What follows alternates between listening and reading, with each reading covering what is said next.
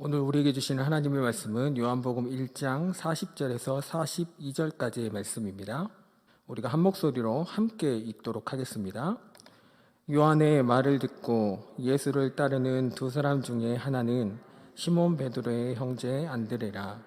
그가 먼저 자기의 형제 시몬을 찾아 말하되 우리가 메시아를 만났다 하고, 메시아는 번역하면 그리스도라. 데리고 예수께로 오니 예수께서 보시고 이르시되 네가 요한의 아들 시몬이니 장차 게바라 하리라 하시니라. 게바는 번역하면 베드로라. 아멘.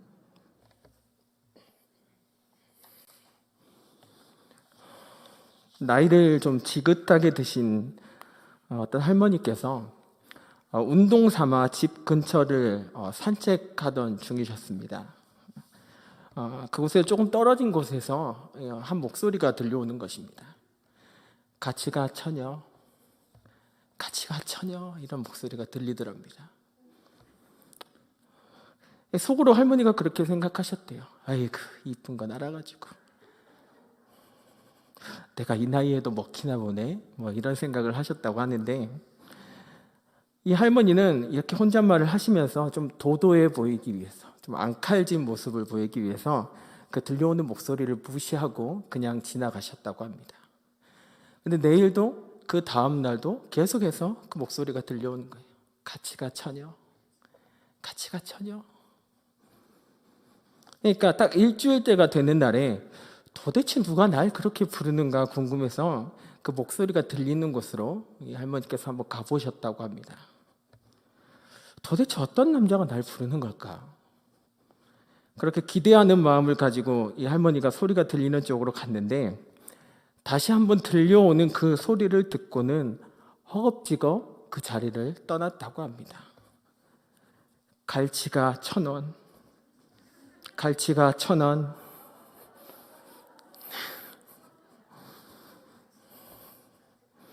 우리가 듣고 싶은 소리는 많습니다. 근데 이 시간 우리에게 들려오는 소리에 귀를 기울일 수 있었으면 좋겠습니다. 듣고 싶어 하는 소리만 듣는 것이 아니라 꼭 들어야 할 소리를 들을 수 있는 그런 시간이 되기를 바랍니다. 특별히 예배하는 이 시간에 하나님의 음성이 들려지는 귀한 은혜가 있기를 간절히 소망합니다. 지난 시간에 제가 예수님의 제자들 중에서는 형제지간인 사람들도 있다고 말씀을 드렸습니다. 네, 오늘 처음 듣는 말이라고 하는 그런 표정을 하시는 분들도 계시는데, 여기가 금옥교회는 맞죠? 네, 제가 다른 데 가서 말씀을 전하고 왔나 싶어가지고요. 예수님의 제자들 중에는 형제지간인 사람들이 있는데요, 그 형제들 중에 하나가 바로 베드로와 안드레입니다. 이 두 사람은 형제지간이었는데, 그렇다면 누가 먼저 예수님을 알게 됐고 누가 먼저 예수님의 제자가 되었을까요? 확률은 50%입니다. 베드로 아니면 안드레겠죠? 누가 먼저 예수님을 알게 됐고 누가 먼저 예수님의 제자가 되었을까요? 성경을 읽어보면요, 안드레보다는 베드로의 이름이, 그리고 베드로의 행적이 성경에 더 많이 기록되어 있다 보니까 우리는 생각할 때에 예수님의 수제자라고 불리우는 베드로가 그의 형제인 안드레보다 더 먼저 예수님을 알게 되었고, 그래서 안드레보다 더 먼저 예수님의 제자가 되었다고 생각할 수가 있는데, 오늘 우리가 읽었던 성경을 보면 그와는 반대라고 하는 것을 알 수가 있습니다. 오늘 우리가 읽었던 요한복음 1장 40절에서 42절까지의 말씀을 다시 한번 읽어보도록 하겠습니다. 시작. 요한의 말을 듣고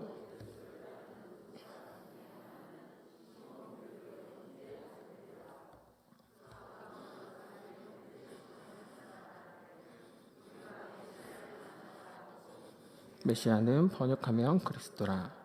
데리고 예수께서 보시고 이르시되 네가 요한의 아들 시몬이니 장차 게바라 하리라 하시니라. 게바는 번역하면 베드로라. 아멘. 시몬 베드로의 형제 안드레가 먼저 예수님을 만났고, 그래서 예수님을 만난 안드레가 그의 형제인 베드로를 예수님께 인도했다고 성경은 기록하고 있습니다. 오순절에 성령을 받은 베드로는 설교 한 번으로 3,000명을 하나님께로 인도하게 됩니다.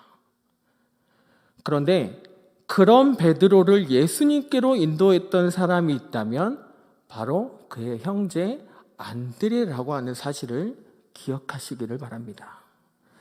제가 여수에서 사역을 하고 있을 때 한 번은 친구에게서 연락이 왔습니다. 자신이 속해 있는 그 신우회가 있는데 와서 좀 설교를 해달라는 것입니다. 저는 너무 부담이 되는 자리인 것 같다고 이 거절의 의사를 밝혔는데, 내가 소고기 사줄게, 이 한마디에 넘어가서 제가 말씀을 전하러 갔습니다. 이 친구가 모인 그곳에 이제 직원들이 여러분 모여 계셨는데 저를 그렇게 소개하더라고요. 부족하지만 제가 이 회사에서 신우회를 만들고 지금까지 올 수 있었던 것은 아무것도 모르던 나에게 하나님을 소개해주고 나를 전도해준 장정삼 전도사 덕분입니다 하면서 저를 그렇게 소개해주더라고요. 사실 좀 부끄러운 이야기일 수 있겠지만 저는 지금껏 살아오면서 많은 사람들을 전도하지는 못했습니다. 그런데 제가 전도했던 사람이 또 다른 많은 사람들을 전도하고 그래서 지금은 신우회를 만들어서 신앙생활을 하고 있는 그 모습을 보면서 내 안에서 안드레의 모습을 보게 되었습니다. 다시 한번 말씀을 드리지만 저는 많은 사람을 전도하지 못했습니다. 그런데 그 많지 않은 숫자들 중에서 베드로처럼 쓰임받고 있는 친구를 보면서 참 감사한 마음이 들더라고요.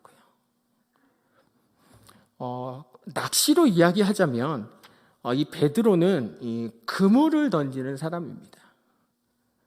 그런데 안드레는 낚싯대를 던져서 낚시를 하는 사람인 거죠.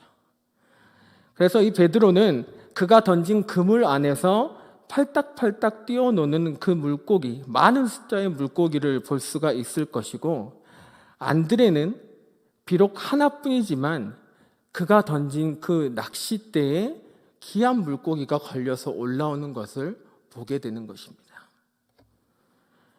이 두 가지의 방법, 무엇이 더 좋고 무엇이 더 낫다라고 이야기할 수 없습니다. 두 가지 모두가 필요한 방법입니다.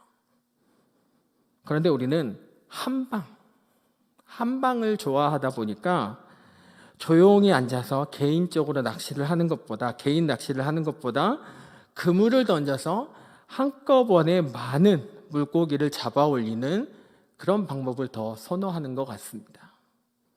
그래서 안드레보다는 베드로가 더 멋있어 보이고, 숫자적으로 볼 때에도 설교 한 번에 많은 사람을 회개시켜서 전도했던 베드로가 더 우리의 기억에 남아있는지도 모르겠습니다.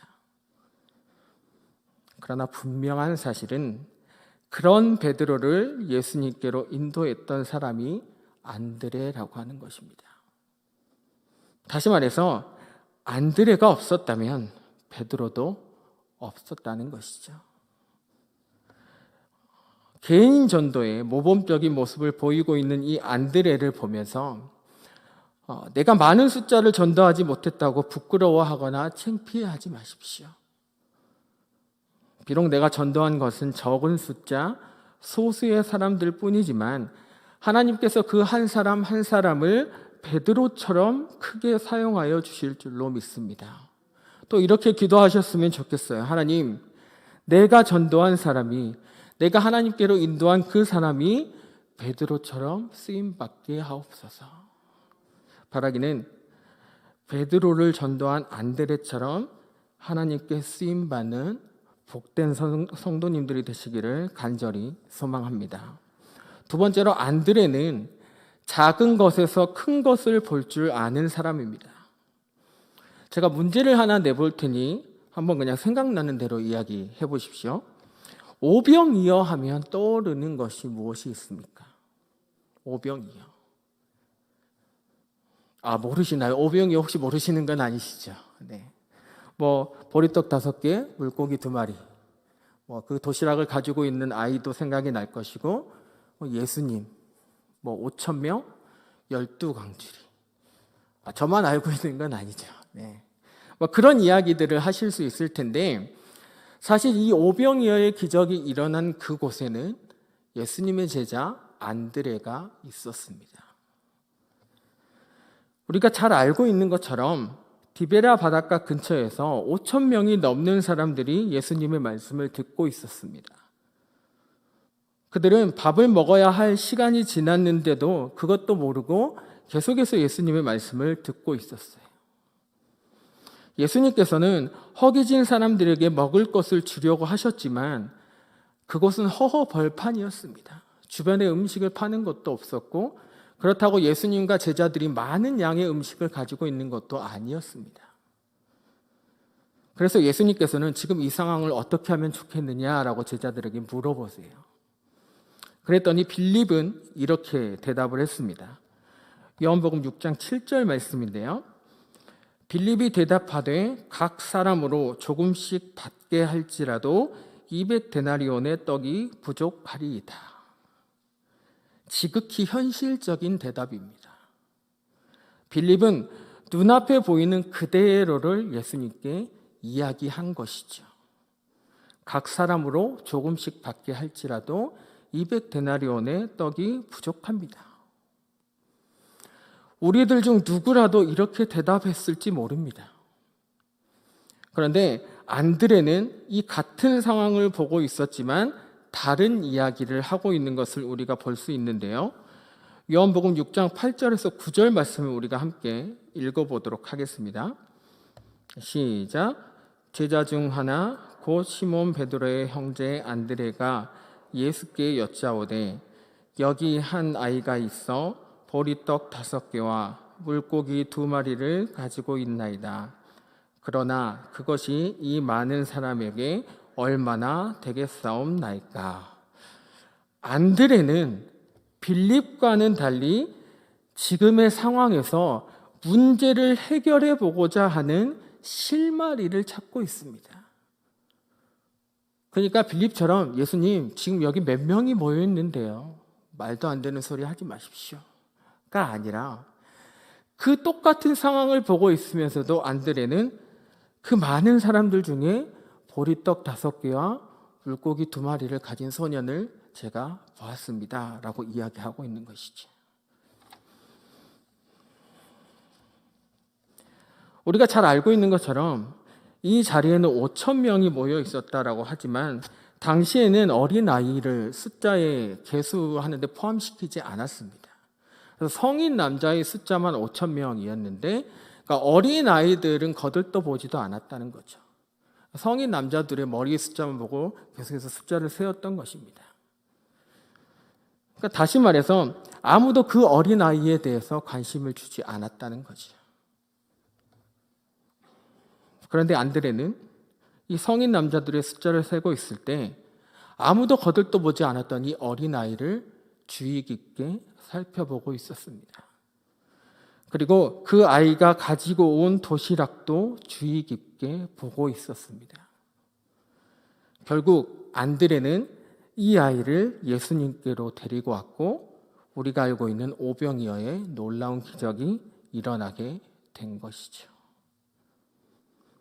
사람의 방법대로 계산을 했다면 도저히 불가능한 일이지만 그 계산 공식 안에 하나님이라고 하는 변수를 넣게 되면 우리가 생각하지 못한 또 다른 결과가 나타나는 것을 보게 되는 것입니다. 모세라고 하는 사람은 가나안 땅에 들어가기 전에 정탐꾼을 보내어서 그 땅의 상황을, 그곳의 상황을 파악하고자 했습니다. 그래서 우리가 잘 알고 있는 것처럼 12명의 정탐꾼을 보냈는데 그들 중에서 여호수아와 갈렙을 제외한 10명의 정탐꾼이 이렇게 이야기합니다. 그 땅에 살고 있는 사람들은 우리보다 덩치가 더 큽니다. 키도 커요. 심지어 강하기까지 합니다. 우리는 그 사람들에 비하면 메뚜기일 뿐입니다. 라고 이야기합니다. 이렇게 말하면서 우리는 절대로 전쟁에서 이기기 어려울 것이다 라고 이야기하는데요. 그런데 여호수아와 갈렙은 똑같은 상황 가운데서 다른 이야기를 하고 있습니다. 민수기 14장 6절에서 7절 말씀인데요. 그 땅을 정탐한 자 중 눈의 아들 여호수아와 여분네의 아들 갈렙이 자기들의 옷을 찢고 이스라엘 자손의 온 회중에게 말하여 이르되 우리가 두루 다니며 정탐한 땅은 심히 아름다운 땅이라 라고 고백하고 있는 것을 보게 됩니다. 여호수아와 갈렙을 제외한 10명이 보고 온 것은 맞습니다. 눈앞에 보이는 현실을 그대로 이야기한 것이죠. 그런데 여호수아와 갈렙은 그 똑같은 현실 앞에서 하나님을 이야기하고 있습니다. 그 다음에 있는 민수기 14장 8절 9절 말씀인데요. 8절에서 9절까지 말씀. 여호와께서 우리를 기뻐하시면 우리를 그 땅으로 인도하여 들이시고 그 땅을 우리에게 주시리라. 다만 여호와를 거역하지는 말라. 또 그 땅 백성을 두려워하지 말라. 그들은 우리의 먹이라. 그들의 보호자는 그들에게서 떠나갔고 여호와는 우리와 함께 하시느니라. 그들을 두려워하지 말라. 아멘. 그래, 맞아. 지금 우리 눈앞에 보이는 현실은 너무나도 암담해. 앞이 보이지가 않아. 근데 하나님께서 우리와 함께 하시잖아.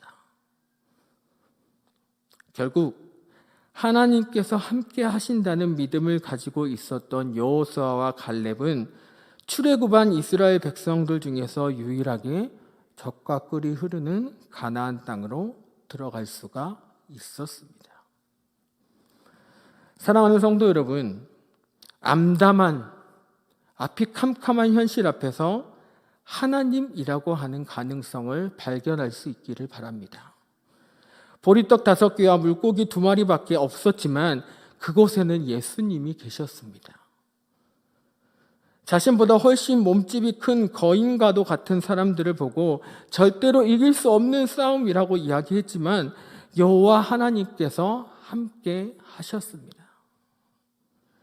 그들이 하나님께서 행하시는 놀라운 일들을 경험했던 것처럼 우리와 늘 함께 하시는, 그래서 귀한 역사를 이루어 가시는 하나님을 바라보면서 살아갈 수 있는 성도님들이 다 될 수 있기를 간절히 소망합니다. 세 번째로 안드레는 이방인들을 예수님께로 인도했던 사람입니다. 하루는 헬라 사람 몇 명이 예수님을 만나러 왔는데 그들은 예수님께로 가지 않고 빌립에게로 먼저 가서 예수님을 만나 뵙기를 요청합니다. 여기서 재미있는 사실은 빌립이 헬라인들의 부탁을 받고 예수님께로 그들을 인도하는 것이 아니라 안드레를 찾아갔다는 겁니다. 아마도 빌립은 이 헬라인들을 예수님께로 데리고 가기 이전에 안드레의 선에서 커트시키려고 했던 것 같습니다. 그러니까 예수님께 가기 이전에 안드레의 선에서 아마 정리를 해보려고 했던 것 같아요. 그도 그럴 것이 예수님께서는 오직 이스라엘을 위해서 오셨기 때문에 헬라 사람, 이방인들에게는 구원이 없을 것이라고 생각했기 때문이죠. 그런데 빌립의 생각과는 달리 안드레는 헬라인들을 예수님께로 인도하게 됩니다. 요한복음 12장 20절에서 23절까지의 말씀인데요.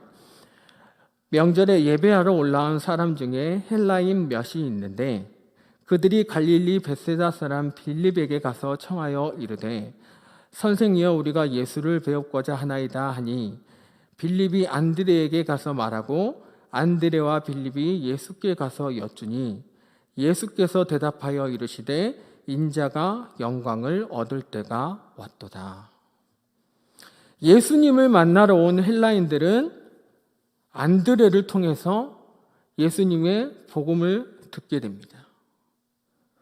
그리고 그들은 자신들의 나라로 돌아가서 예수님께로 들었던 그 복음을 전파하게 됩니다.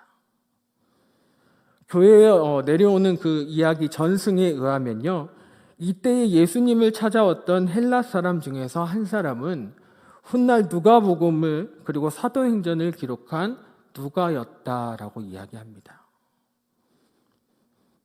그러니까 안드레는 예수님을 만난 후에 자신의 형제를 전도하더니 그 다음에는 숫자 개념에도 들어가지 않는 그 어린아이를 예수님께 인도했습니다. 그리고 이번에는 개처럼 취급을 받았던 이방인들을 예수님께 소개했던 것을 보면서 그는 최초의 이방인 선교사 역할을 했던 사람이라고 할 수가 있습니다.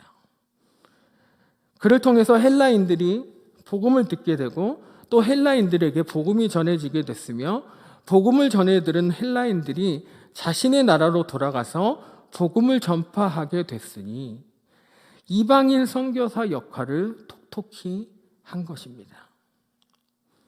이 모든 것들을 정리해 보면 안드레는 일당백의 역할을 한 사람이라고 이야기할 수가 있습니다.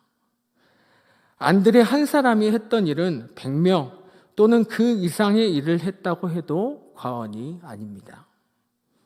안드레를 통해서 베드로가 예수님을 만났고 또 예수님을 따르는 제자가 되어서 많은 사람들을 회개시키고 전도하는 사람이 되었습니다. 보리떡 5개와 물고기 2마리, 너무나도 초라한 이 도시락을 가지고서 그 보잘것없는 그 작은 것이 5,000명을 넘는 숫자를 배부르게 먹이는 그 일의 시작이 되었던 것입니다. 개처럼 짐승처럼 여겨지는 이방인들이었지만, 그래서 예수님과의 만남조차 막아버리고 싶은 사람들이었지만 그들을 통해서 이방 나라의 복음이 선포되었습니다. 안드레는 큰 일을 행한 것 같지 않지만 그가 했던 일을 통해서 하나님께서 큰 일을 행하셨던 것처럼 우리도 안드레처럼 일당백의 역할을 할 수 있도록 귀하게 쓰임받는 예수님의 제자들이 다 될 수 있기를 간절히 소망합니다. 말씀을 마치겠습니다. 사랑하는 성도 여러분, 베드로와 안드레를 보면서 어떤 생각이 드십니까? 여전히 크고 화려하게 쓰임받고 싶으신가요? 우리가 기억해야 할 사실은 예수님께서는 12명의 베드로를 제자로 삼지 않으셨다는 겁니다. 우리들 중에는 베드로처럼 교회 안에서 눈에 띄는 자리에서 그 화려한 자리에서 봉사하는 사람들도 있지만 보이지 않는 곳에서 예배를 돕고 섬기는 자들도 있다는 것입니다. 누가 더 귀하고 누가 덜 귀하지 않습니다. 모두가 하나님께서 귀하게 여기시는 하나님의 사람들이라는 사실을 기억할 수 있기를 바랍니다. 그래서 내가 하는 일이 작은 일인 것 같지만 그 일을 통해서 크신 하나님의 역사가 나타나게 될 줄로 믿습니다. 하나님께 일당백으로 쓰임받는 성도님들이 다 되시기를 간절히 소망합니다.